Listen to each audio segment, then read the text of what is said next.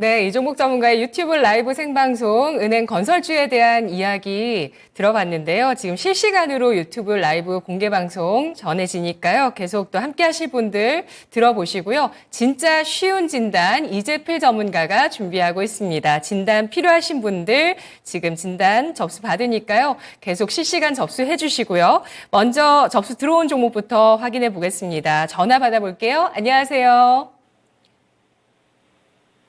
시청자님, 안녕하세요. 전화 연결되셨습니다. 예, 네, 시청자님. 여보세요? 네, 안녕하세요. 예, 안녕하세요. 네, 어떤 종목 있으실까요? 그림 로봇 네, 휴림 로봇 매수가 비중 얼마신가요? 한 10% 갖고 있어요. 예, 매수가 얼마실까요? 2,544원. 네, 지금 10% 정도 손실이시네요. 오늘 예. 하락세가 4%까지 나왔습니다. 네, 지금 고민되시는 부분들은 어떤 점이실까요? 단기적으로 변화되는 건 어쩔 수 없는데, 예. 움직임이 좀 좋지 않은 것 같아서. 네. 알겠습니다. 유망하다 생각하시고 로봇주를 골라주셨을 겁니다. 그런데 단기적으로 움직임이 나빠지는 것 같은데 이게 그냥 단기간에 그칠 것인지 아니면 추가 하락이 있을지 저희가 전문가 진단 들어볼까요? 네. 네. 이재필 전문가님 어떻게 예상하실까요? 자, 로봇주 중에 제일 관심을 못 받고, 그나마 좀 안 좋은, 그런 종목을 좀 고르신 것 같습니다. 지금 올해 들어서 로봇주들이 굉장히 좋은 모습이었었는데요. 이 휴림 로봇 같은 경우는 굉장히 많이 소외되는 그런 쪽에 있는 기업이에요. 자, 이 휴림 로봇이, 과거에도 기억이 나는데, 이 로봇주 중에는 지금 로봇주들이 꽤 있는데요. 예전에는 없었습니다. 이 휴림 로봇이 로봇주 중에 제일 처음으로 상장했던 그런 기업이에요.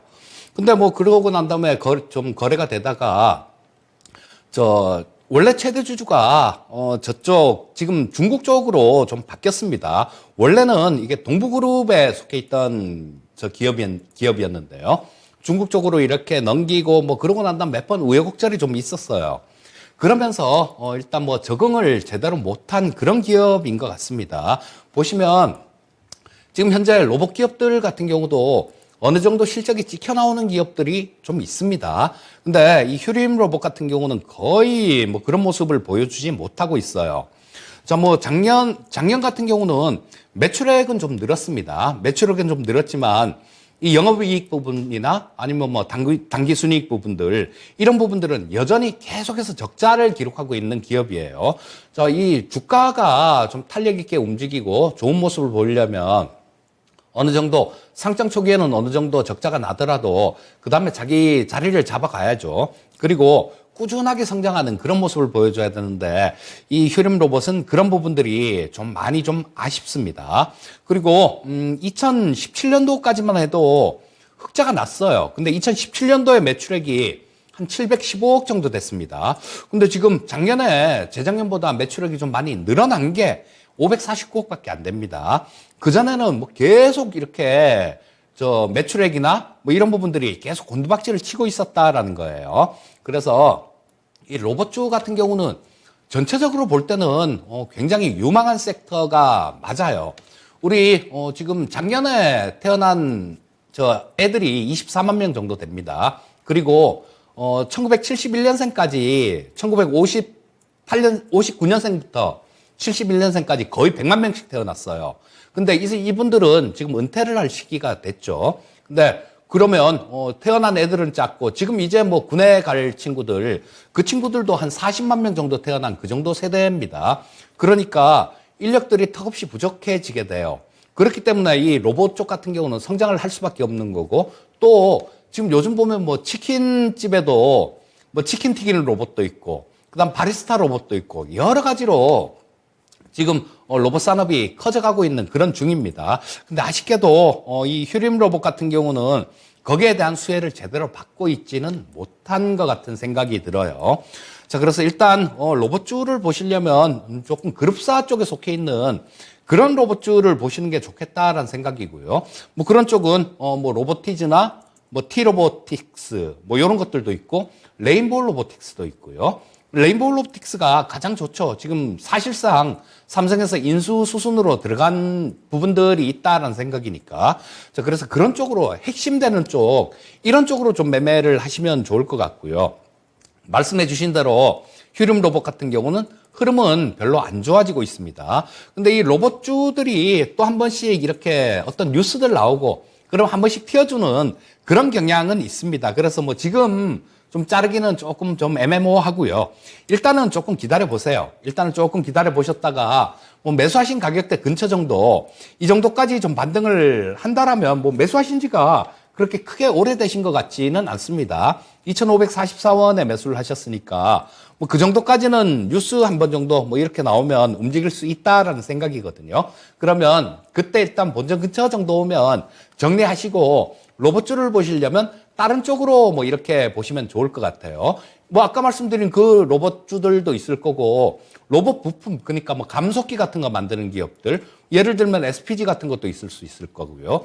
또 주가가 이렇게 좀 크게 움직이지 않은 종목을 원한다라면 그 로봇 제어기 쪽, 뭐 이런 쪽을 하는 RS 오토메이션 같은 종목도 있을 수 있을 겁니다. 그러니까 보유하셨다가 좀 반등이 나오면 종목 교체를 권유드리겠습니다. 네, 시청자님, 손절가는 따로 나오진 않았고요. 매수가까지 기다릴만 한 종목이라는 정도의 평가가 나왔습니다. 전략 괜찮으신가요? 네, 감사합니다. 네, 전화 주셔서 고맙습니다. 휴림 로봇, 그룹사에 속한 로봇주로 선별 매매 해보자는 전략으로 대체해 보겠습니다. 자, 다음은 유튜브 채팅창에 올라온 종목입니다. 슈퍼봉채님께서 또 와주셨는데요. 유니크 매수가 7,090원. 비중 10%입니다. 손실 없이 나올 수 있는지, 나올 수 있다면 목표가도 좀 부탁합니다. 라고 남겨주셨는데요. 역시 한 10% 정도 손실이신데 손실 없이 나오실 수 있을까요? 이재필 전문가님? 예, 좀 기다려 보시면 될 것 같고요. 지금 이 신재생 에너지 쪽은 좀 움직였는데 작년에도 좀 괜찮은 모습이 나왔죠. 근데 이 수소 쪽은 전혀 못 움직였어요. 이 유니크는 수소차에 그 제어하는 그 밸브 같은 것들, 요런 것들을 만드는 기업입니다. 근데 뭐 수소 쪽이 움직일 때 보면 뭐 끼 있게 뭐 상한가도 치고 과거에는 그렇게 좀 움직였었는데요. 지금 최근 같은 경우는 이 수소 쪽이 거의 못 움직였다라는 생각이에요. 좀 전에 CS 윈드 말씀드리면서 사우디 관련되는 뭐 그런 부분들도 말씀을 드렸는데 이쪽이 신재생 에너지 쪽이 문제가 있는 게 한 가지가 있습니다. 그게 뭐냐 하면 바람이 막 되게 많이 불면 전기가 굉장히 많이 생산이 되겠죠. 그리고 햇빛이 쨍쨍하면 또 태양광에서는 전기가 되게 많이 생산이 될 거예요. 그런데 이게 저장이 안 됩니다. 그렇기 때문에 뭐 어떤 때는 과하게 이 전력을 과하게 송전을 하려다 보면 부하를 받아서 그 기계 장치들 이런 것들도 고장나는 수가 있어요. 그래서 이런 부분들을 가장 잘 이용할 수 있는 게 수소 쪽입니다. 지금 수소차 이렇게 생각하실 수 있는데요. 우리나라 같은 경우도 뭐 상용차 쪽으로는 상용차나 버스 같은 것들 이런 대형차 쪽으로는 이 수소차를 많이 육성을 하려고 하고 있어요. 그런데 단순하게 수소차라는 거 그 정도로 생각해서는 안 되고요. 수소 경제로 생각하셔야 됩니다. 뭐 이런 부분들은 뭐 수소 발전소도 있을 수 있고요. 수전의 장치도 있을 수 있고, 그리고 또 나중에는 결국은 배도 친환경 선박은 이 수소 선박이 될 겁니다. 그래서 이런 부분들이 커나갈 부분들이 굉장히 많아요. 자, 그래서 그 남는 신재생 에너지 쪽하고 관련되는 부분은 그 남는 전기 있잖아요. 그런 걸로 물을 분해해서 수소를 만드는 겁니다. 그래서 저장을 하고 나중에 필요할 때 그 연료전지, 스택이라는 연료전지 이런 걸로 전기를 만들어서 쓰는 그런 형태로 가게 될 거예요. 그러니까 이 부분이 수소 쪽도 이 성장을 본격적으로 하게 되면 지금 전기차보다도 훨씬 더 큰 그런 성장을 보일 수 있습니다. 왜냐하면 전기차는 그냥 2차 전지는 뭐 배터리지 않습니까? 배터리 뭐 차량이나 이런 부분인데 수소 같은 경우는 발전소까지도 연결이 될 수 있어요. 그렇기 때문에 일단 뭐 섹터 자체는 상당히 좀 괜찮은 섹터다라고 볼 수 있을 것 같고요. 주가가 되게 많이 빠진 탓으로 지금 좀 과거보다는 많이 싼 구간입니다. 시가총액이 1,200억 정도가 되는데요. 이 유니크 같은 경우는 계속해서 매출이 조금씩 이렇게 늘어나고 있는 모습을 보여주고 있죠. 20년에 2,100억 정도 나왔고 21년도에 2,400억 정도가 나왔습니다. 그리고 작년이 2,800억 정도가 매출이 나왔어요. 영업이익 역시 마찬가지 21년도에 흑자 전환, 22년도에는 21년도보다 좀 더 늘어나는 모습을 보여줬습니다.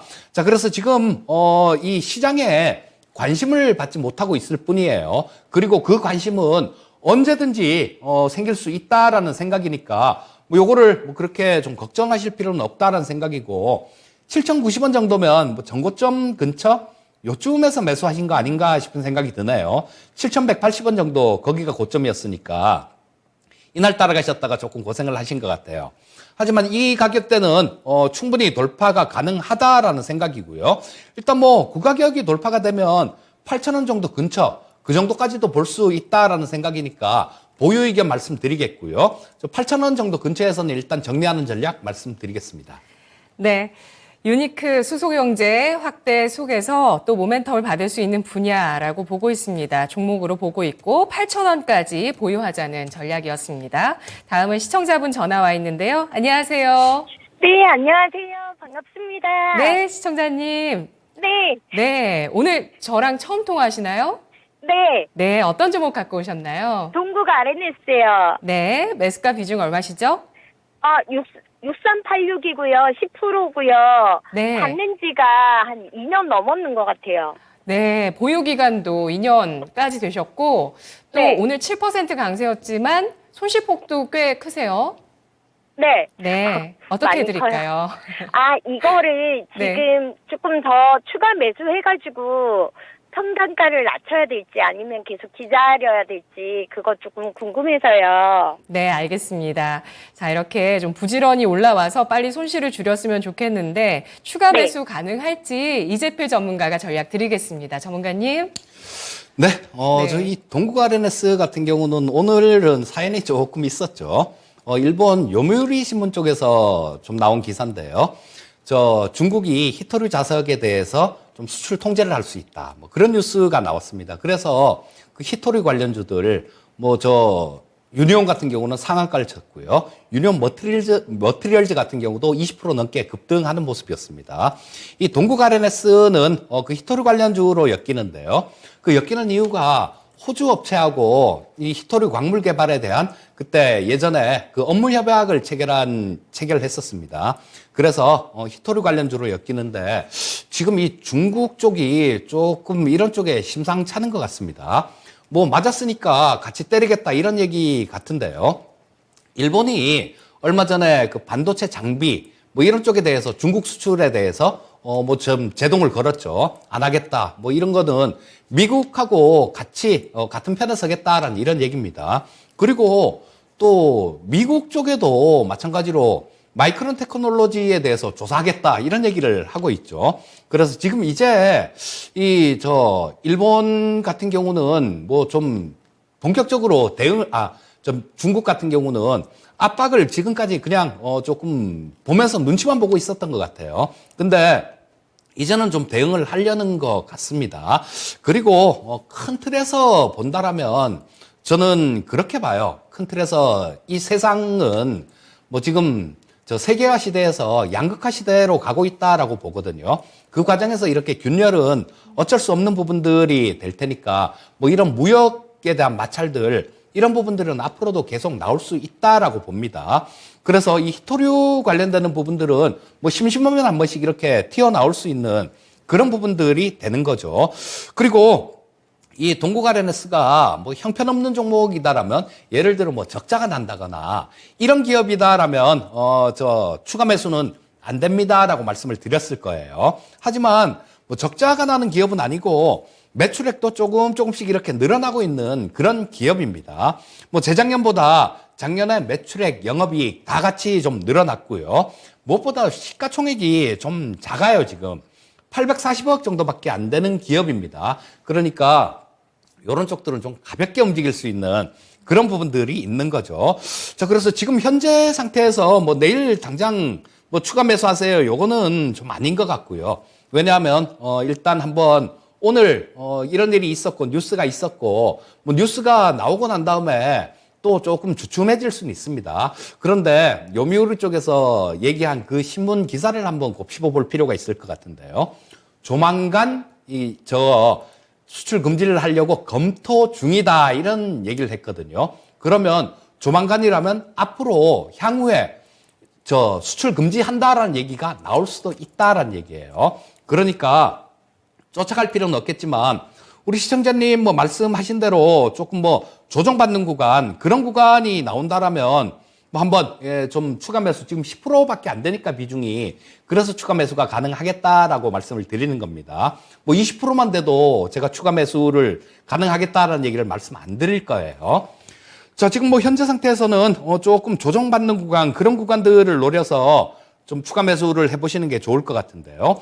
자, 보시게 되면 오늘 좀 이렇게 급등한 모습이 나왔으니까 이런 부분들을 조금 되돌린다라면 122평선을 깬다라고 봐야 되겠죠. 그러면 그 다음에 지지선은 62평선 정도로 설정해 볼 수 있을 겁니다.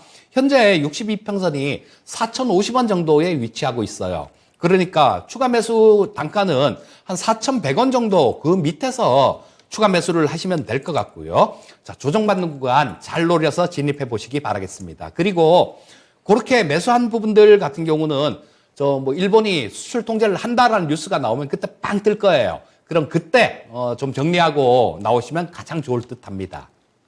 네, 가격을 따로 정해주지 않으셨고 조만간 나올 수 있는 뉴스를 기준으로 매매하자는 의견이었는데요. 시청자님 어떠신가요? 네, 만족한 답변이었습니다. 너무 감사합니다. 네, 추가 매수 가격 4,100원 아래입니다. 고맙습니다. 네, 감사합니다. 네, 동국 RNS 보유하신 시청자분이셨습니다. 다음은 우리 유튜브 채팅창에 보르테님께서 와주셨는데요. 효성 TNC를 62만 7,058원에 매수를 하셨고요. 20% 비중을 갖고 계십니다. 이분도 아마 한 2년 이상 이 종목을 보유하지 않으셨을까라는 생각이 듭니다. 효성 TNC에 대한 손실이 크신데요. 이재필 전문가님 전략 어떻게 세울까요? 자, 이분 같은 경우는 실적이 굉장히 경이로운 실적이 나올 때가 있었죠. 효성 TNC가 2021년도에 보면 1조 4천억 정도 영업이익 기준으로 흑자가 발생이 됐는데요. 아마 이때 실적 되게 많이 좀 늘어나고 그런 부분들을 보면서 매수를 하신 것 같습니다. 자, 그러고 난 다음에 중국 쪽 관련해 갖고 중국이 문을 꽁꽁 닫아 걸고 그런 과정 때문에 좀 안 좋은 그런 모습이 나왔었죠.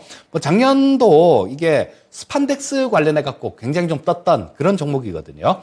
근데 작년도 실적이 되게 안 좋아졌어요. 한 1,200억 정도 영업이익 기준 흑자가 났고, 심지어는 작년 3분기, 4분기에는 적자를 기록하기도 했습니다. 근데 올해는 일단 최악의 경우는 지나간 것 같아요. 자, 시가총액이 지금 이 효성 TNC는 1조 7천억 정도 되는 그 정도 기업입니다. 하지만 지금 이쪽 석유화학 업종들 전체적으로 조금 기대감은 있는 상태예요. 그렇기 때문에 올해 실적 같은 경우는 작년보다는 좀 더 좋아질 것 같은 그런 생각이 듭니다. 자, 그렇다면 이 부분들을 지금 이렇게 많이 하락한 상태에서 정리할 필요는 없다라는 생각이고요.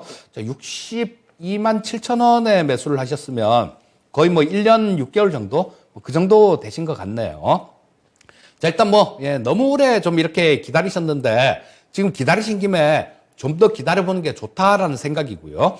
자, 우리 시청자님 매수하신 가격대를 회복하기는 굉장히 좀 오랜 시간이 걸릴 것 같아요. 왜냐하면 이거는 중국이 워낙 좀 높은 가격에 매수를 하셨기 때문에 중국도 과거처럼 그렇게 되진 않을 거고, 이 석유화학 업황 자체도 과거처럼 그렇게 되게 많이 좋아지거나 그럴 거는 없을 것 같습니다. 하지만 작년보다는 나을 거다라는 거, 그런 부분들이 조금 위안이다라고 볼 수 있겠죠. 자, 지금 시청자님께서는 이 비중도 20% 정도이기 때문에 이거를 추가 매수를 해서 가격을 낮추는 그것도 무리다라는 생각이에요.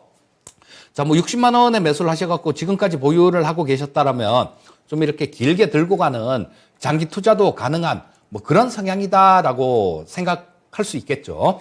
그래서 지금 현재 상태에서는 일단 가격이 너무 떨어진 상태에서 조금 반등 나오고 있는데 지금은 자를 구간은 아니다라는 생각이에요. 하지만 좀 이게 추가 반등이 좀 나와서 50만 원대를 넘어간다라면 그때는 좀 저항이 있을 것 같습니다. 보시면 여기에 좀 그 가격대 50만 원 넘어선 구간에서 한참 요렇게 주봉인데요. 한참 요렇게 행보했던 그런 자리가 있습니다. 한참 행보했던 자리가 있다라는 거는 거기에 매물대가 많이 쌓여 있다라는 얘기예요. 그러니까 일단 뭐 지금 현재 상태에서는 조금 추가 반등을 기다려 보시고요. 50만 원 이상 정도가 되게 되면 뭐 그때는 조금 그때 경기라든가 분위기를 좀 봐야 될 것 같은데 일단 50만 원 넘게까지는 좀 기다려 보세요. 그리고 50만 원 넘는 구간에서 지금 아무래도 뭐 이걸 뚫습니다, 못 뚫습니다 이렇게 판단을 하는 것보다요. 그때 가서 판단을 하는 게 가장 정확할 겁니다. 뭐 우리 토마토 TV 진단 프로 진짜 쉬운 진단 계속 되니까요. 자, 50만 원 이상 좀 되게 되면 그때 다시 한번 문의를 해주시면 그때 상황을 봐서 또 그때 시적절한 대응 방법을 말씀드리겠고요. 현재 상태에서는 보유 의견 말씀드리겠습니다. 네, 효성 TNC 50만 원까지 보유 전략이었습니다. 다음은 전화 받아볼게요. 안녕하세요. 안녕하세요. 네, 시청자님. 네. 어떤 종목 가지고 오셨나요? HSD 엔진. 네. 얼마에 매수하셨죠? 7,570원에 10%. 예. 매수가 부근에 오늘 종가가 나왔습니다. 7,500원인데요. 고민 있으신가요? 네, 이게 조선 기자재 쪽 실적이 흑자전환할 거라고 해서 샀는데 네. 잘 들어간 건지 단기로 목표가 얼마나 잡아야 되는지 해서요. 네, 알겠습니다. 매수하신 지는 얼마 안 되신 것 같고요. 단기 목표가를 원하셨습니다. 이즈필 전문가님 전략 주시죠. 자, 이거 조선주하고 조선기자재주 같은 경우는 좀 길게 들고 갔으면 좋겠다 싶은 종목군인데요. 왜냐하면 주식이라는 게 그렇습니다. 가장 좀 이 상승 탄력이 좋을 때가 적자에서 흑자로 전환할 때, 그럴 때가 가장 상승 탄력이 좋고, 그때 적자에서 흑자 전환할 때, 그때가 최적의 매수 시점이기 때문에 그런데요. 자, 우리 시청자님께서는 조금 뭐 장기 투자는 싫으시고 단기로 하고 싶으신가 봐요. 조선주도 마찬가지입니다. 지금 우리나라 조선 업체들이 지금 선박 가격이 신조선가가 거의 뭐 사상 최고가에 근접하고 있다라는 그런 소식들이 있어요. 뭐 작년하고 재작년 뭐 이때 되게 안 좋았었죠. 조선주들도 그렇고 조선 기자재 업종들도 마찬가지였습니다. 이거는 그 전에 저가 수주했던 뭐 그런 물량들도 있고요. 또 작년에 우크라이나 전쟁 관련해 갖고 이 저 철강 가격이라든가 이런 부분들이 굉장히 많이 올랐잖아요. 작년 초에. 그런 쪽에서 적자가 되게 많이 발생된 겁니다. 근데 올해는 업황 자체가 되게 좋아질 것 같아요. 그래서 우리 시청자님께서 잘 들어갔냐라고, 잘 들어간 것 같으냐라고 물어보셨는데 그 대답에는 예, 잘 들어가셨습니다 라고 대답해 드릴 수 있겠고요. 자, 지금 뭐 반등이 좀 나오는 구간이죠. 뭐 단기로 이렇게 보셔도 크게 무리는 없을 것 같은데 좀 이 목표가를 좀 어느 정도 의미 있는 수익 그 정도까지는 좀 드리기는 조금 어려울 것 같고요. 왜냐하면 단기적인 그런 관점이시니까. 자, 좀 반등이 지금 계속 시도가 나올 겁니다. 그리고 1차 반등은 이쪽 구간 이 정도까지 보시면 될 것 같아요. 자, 여기서 되게 많이 좀 이렇게 거래량이 터진 자리가 있죠. 자, 2월 달에 거래량이 되게 많이 터졌습니다. 이때 매수하시는 분들 같은 경우는 어떤 생각하고 있을까요? 야, 내가 이 가격대만 올라오면, 내가 매수한 가격대, 이 가격대만 올라오면, 나 팔고 이거 뭐 2차 전지 잘 가는데 저걸 살 거야. 내지는, 아이고 지겨워. 나 본전만 찾았으면 좋겠어. 이러신 분들이 되게 많으실 겁니다. 그래서, 이 가격대는 좀 8,000원에서 8,500원 사이 정도, 이 가격대는, 좀 강한 그런 저항선대다라고 보시면 될 것 같고요. 앞으로 실적이 좀 좋아지는 부분들, 이런 부분들을 고려를 해 본다라면, 뭐 한 8,500원 근처 정도까지, 그 정도까지 단기간에도 그 정도까지 슈팅은 가능할 것 같습니다. 8,500원 근처 정도에서 매도하는 전략 말씀드리겠습니다. 네, 단기 목표가 8,500원 나왔습니다. 시청자님. 네, 감사합니다. 고맙습니다. 네. 중장기 보유를 권하는 종목이지만 단기적으로는 수익률이 또 눈높이를 낮출 필요가 있는 종목이었습니다. 다음은 유튜브 채팅창에서 조석원 님께서 글 주셨는데요. LG 생활건강 보유 중이십니다. 67만 7천원에 15% 보유 중이신데요. 이 종목 뭐 손실폭이 사실 크다고 보기는 어렵겠습니다만 한 10% 이상. 근데 마음고생은 꽤 하시지 않으셨을까라는 생각이 듭니다. 1% 정도 오늘 하락을 했는데요. 이재필 전문가님 어떻게 보실까요? 자, 이 화장품 업종은 제가 별로 안 좋아하는 그런 업종 중에 하나인데요. 이거 몇 년 전부터 이 화장품 업종에 대해서 종목 상담을 의뢰하면 똑같은 얘기를 반복했습니다.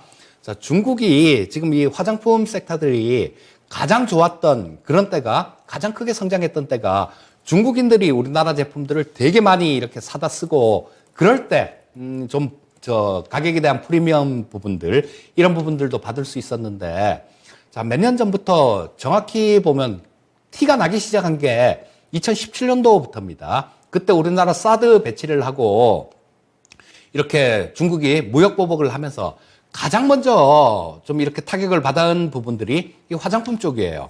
왜냐하면 반도체 같은 것들은 지들이 안 샀으면 안 되는 그런 부분이고 화장품은 지들이 만들었어도 되는 부분들이거든요. 그래서 지금 중국에서도 보게 되면 이 화장품 품질도 굉장히 좀 좋아지고 그런 부분들이 있습니다. 이 화장품 업체들 같은 경우는 이 품질로는 유럽 업체나 뭐 이런 데 치이고요. 가격으로는 중국 업체들한테 좀 치입니다. 물론 뭐 LG생활건강 같은 경우는 어느 정도 경쟁력은 갖고 있다라고 봐야 되겠지만 이게 주가 흐름이 되게 좋아질 정도로 그 정도로 만족스럽지는 않은 부분이에요.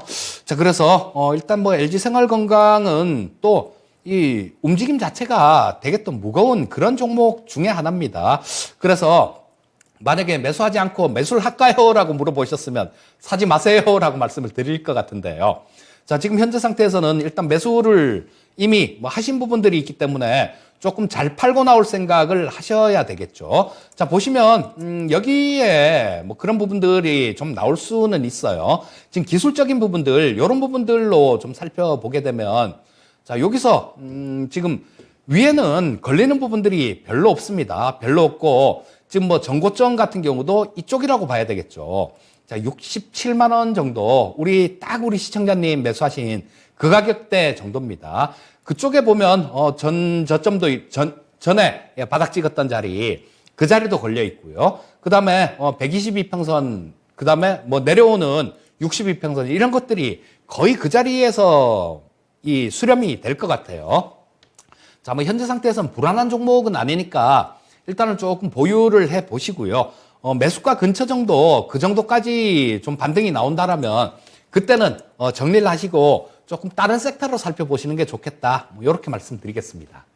네. 잘 팔고 나와야 할 종목, 그리고 뭐 그렇게 불안하지는 않다라는 평가를 주셨습니다. LG생활건강 매수가 근처 67만 7천 원이신데 그 근처에서 매도하지 않은 전략입니다. 다음 종목은 유튜브 채팅창 하락 멈추자님께서 글 주셨고요. 롯데정보통신 3만 235원에 10% 비중 갖고 계십니다. 4차 산업 인공지능 스마트 팩토리 모멘텀 보고 매수했는데 계속 빠지네요. 중기 매도 목표가 부탁드립니다. 라고 하셨어요. 중기적인 보유 생각하시고 매수하셨는데 지금 손실 구간이십니다. 이재필 전문가님. 보유하셔야죠, 이 종목은. 네. 보유하셔야 됩니다. 그리고 지금 좀 빠지는 구간인데 지금 10% 각 보유하고 계시네요. 예, 뭐 상황 봐서 좀 이렇게 어느 정도 조정을 받는 구간이 나온다라면 비중 10% 정도시면 추가 매수도 가능할 것 같아요. 자, 이 롯데정보통신은 롯데그룹의 유일한 소프트웨어 업체입니다. 그동안은 다른 부분들 롯데마트 이런 것들 하고 좀 그런 홈페이지나 이런 것들 좀 개발을 하면서 좀 실적 부분들이 나왔었는데요. 지금 말씀해 주셨듯이 그 스마트 팩토리 관련된 그런 모멘텀도 있고요. 올해 1월 달에 CES 2023에서 메타버스 플랫폼을 좀 공개를 했는데요. 이거 진짜로 생동감이 넘쳐났다라고 얘기를 합니다. 자, 그리고 우리 보면 AI나 메타버스 이런 쪽으로 엮이는 종목들이요. 실적 하나도 안 나오고 계속 적자만 나는 기업들, 이런 기업들도 이 시가총액 4천억 넘는 기업들이 수두룩합니다. 그런데 별로 관련도 없는데 주가만 그렇게 높은 기업들이 많다라는 얘기예요. 그런데 이 롯데정보통신 같은 경우는 그렇지가 않습니다. 실제로 메타버스하고 이런 쪽들, AI 이런 쪽들하고 관련이 있는 기업 3천억 정도 되는데 실적을 한번 보시면 작년에는 조금 재작년보다는 덜 나왔어요. 재작년에 400억 정도 했는데 영업이익이 작년에 340억 정도 그 정도 수준이 나왔습니다.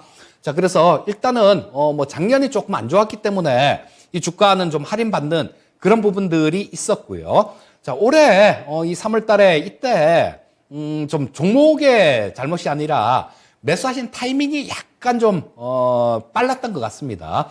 이때는 그런 부분들이 있었죠.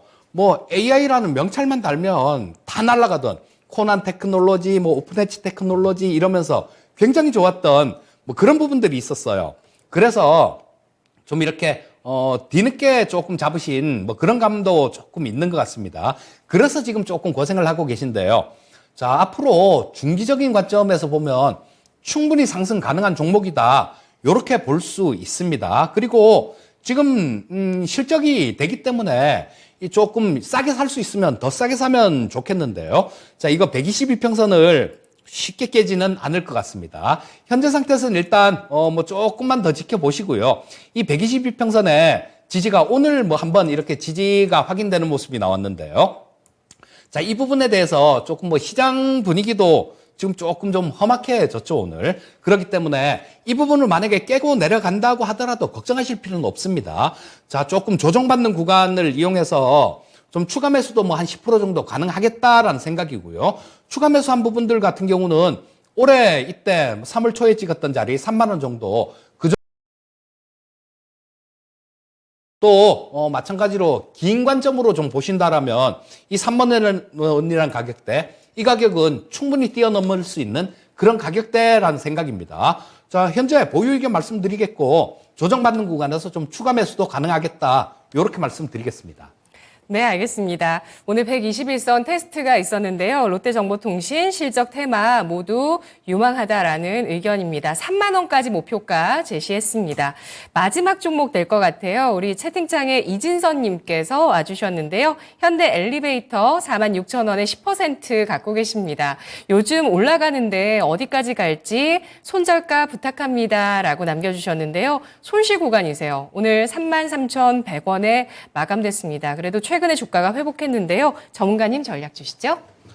저희 현대엘리베이는 북한하고 좀 이렇게 친해져야 좀 강하게 올라가는 그런 종목이죠. 근데 지금 정부 성향상 북한하고 이렇게 친하게 지내기는 지금 주변 돌아가는 정황들이 뭐 거의 어렵다라고 봐야 되겠죠. 그래서 뚜렷한 모멘텀이 없는 그런 상황인데 지금 최근 들어서 이렇게 많이 올라간 부분들은 현정은 회장하고 소송을 했는데요. 뭐 거기서 현정은 회장이 돈을 좀 배상을 해라 뭐 이런 판결이 나왔어요. 그런 부분들 때문에 좀 강한 모습인데 이런 것들은 영업적인 부분들이 아니기 때문에 좀 일시적인 그런 강세로 볼 수 있습니다. 그리고 이 현대엘리베이터가 그러면 실적이 좀 이렇게 되게 좋아지면 주가가 올라갈 수 있겠죠. 실적이 좋아질 수 있는 그런 부분들은 어떤 게 있겠습니까? 그렇죠. 건설 경기가 좋아져야 됩니다. 그런데 지금 현재 건설 경기가 완전히 꽁꽁 얼어붙어 있는 상태입니다. 또 뭐 흉흉한 얘기들 그런 얘기들도 조금 하죠. 뭐 벚꽃 피는 순서대로 PF가 터질 것이다 이런 얘기도 하는데요. 물론 그런 부분들은 크게 나오진 않을 겁니다. 왜냐하면 어느 정도 인지를 하고 있기 때문에 그런 부분들은 위험으로 가지는 않겠지만 이런 부분들이 건설 경기가 회복되는데 그런 데는 좀 부정적인 그런 역할을 할 겁니다. 그래서 시간이 좀 많이 걸릴 것 같아요. 그리고 지금 손절가는 벌써 예전에 이때 손절가를 정하는 게 맞았는데 지금은 좀 너무 늦어버린 것 같습니다. 자, 지금 현재 상태에서는 저는 일단은 이 조금 좀 고점 근처, 단기적인 고점 근처 아닌가 싶은 생각이 들어요. 자, 이 현대엘리베이는 둘 중 하나 선택하셔야 될 것 같습니다. 자, 뭐 지금 어차피 굉장히 오래 묶여 있었으니까 건설 경기가 좋아질 때까지 조금 기다리시든가요. 아니면 지금 그 단기적인 그런 모멘텀 때문에 올라온 거니까 만약에 손절가를 원하시면 지금 바로 좀 정리를 하고 다른 쪽으로 갈아타시는 게 좋을 것 같고요. 그렇지 않고 길게 기다려봐야 볼 수 있다 나는 손해보고 팔기가 좀 어렵다. 그런 생각이시면 건설 경기가 좋아질 때까지 기다려야 된다라는 말씀 드리겠고요. 뭐 손절가 원하시면 지금 현재가가 뭐 좀 정리할 때가 된 거 아닌가 싶은 그런 생각이 듭니다. 참고하셔서 매매하시면 좋겠습니다. 네, 일단 단기적으로 고점이 나왔을 가능성을 보고 있고요. 이렇게 반등 줬을 때 비중을 정리하는 편이 좋겠다는 의견이 나왔는데요. 33,000원 정도의 손절가. 그렇지만 건설 경기 회복까지 기다릴 수 있다라고 한다면 조금 더 보유 가능하다라는 의견이었습니다. 남북 관계까지 봐야 하는 좀 어려운 종목이었네요. 현대 엘리베이터까지 오늘 진단 마치도록 하고요. 이제 내일장의 전략을 세워보겠습니다. 이재필 전문가님, 정말 오늘 숨가쁘게 저희가 진단했는데 예. 내일장 금요일장이에요. 실적 발표 또 예. 삼성전자 나올 거고요. 그렇죠. 어떻게 봐야 될까요? 자, 시장이 최대 저항선을 앞두고 좀 발목이 잡힌 모습이죠.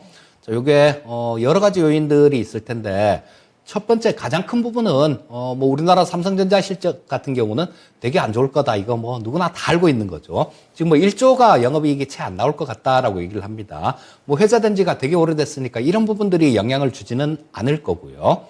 자, 미국 쪽에 경기 침체 여부 이런 부분들이 많이 좌우가 될 텐데요.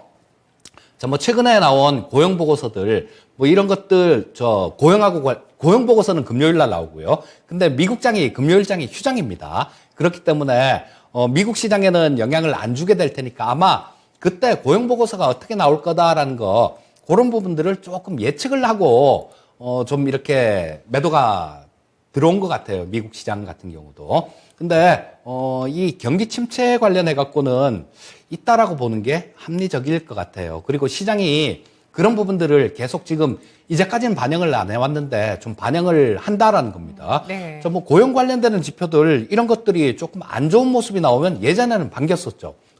금리 인상 덜 하겠네? 금리 동결하겠네? 이러면서 시장이 반겼습니다. 근데 최근 들어서는 그런 모습이 아니에요. 뭐 오늘도 신규 실업수당 청구 건수가 나올 텐데요. 이 부분, 그 전에 부분들을 보게 되면 이 부분도 조금 둔화가 되지 않을까 싶은 생각은 드는데 그 둔화되는 게 호재로 작용하지 못하고 있는 상황입니다. 자, 그래서 미국 시장이나 경기 선행지수가 지금 11달째 지금 마이너스가 나오고 있습니다. 미국이. 그리고 뭐 ISM 제조업 지수 같은 경우는 50 이하로 내려간 지가 4달이 됐고요. 서비스업 지수는 조금 51 정도가 나왔는데 그것도 전달보다 많이 둔화된 상태입니다. 그래서 만만치는 않은 시장이다라는 생각이 들고요. 모든 지표가 가르치고 있는 거는 미국 시장의 경기 침체다. 이렇게 볼 수 있을 것 같고. 자, 오늘 외국인들의 선물 시장에서 지금 1조 9천억 정도를 매도했습니다. 제가 나올 때 보니까 2조 1천억 정도 했었는데 끝에서는 조금 좀 이렇게 정리를 한 상황인데 그래도 1조 9천억이라는 거는 엄청난 수치입니다.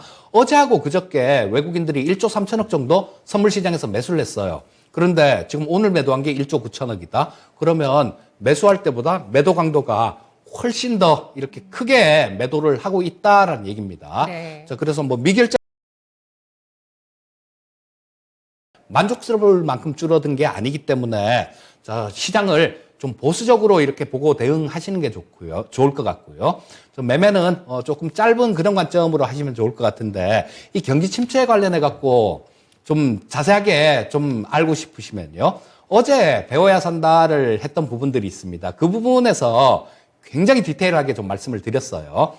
어제하고 그 전주 배워야 산다를 좀 이렇게 한번 보시면 좀 느낌이 오실 것 같습니다. 그 부분도 참고하시기 바라겠습니다.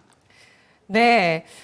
정말 오늘 외국인 선물 매도가 대규모로 나왔습니다. 예, 이 부분들에 대해서 짚어주시면서 주말에 나올 고용지표 또 그 전에 오늘 밤에 나올 신규 실업수당 청구 건수까지 경기 침체를 확인할 수 있는 경제지표 보면서 시장 보수적으로 대응해보자는 전략 세워주셨습니다. 이재필 전문가님 오늘 수고 많으셨습니다. 예, 다음 주에 감사합니다. 뵙겠습니다. 예.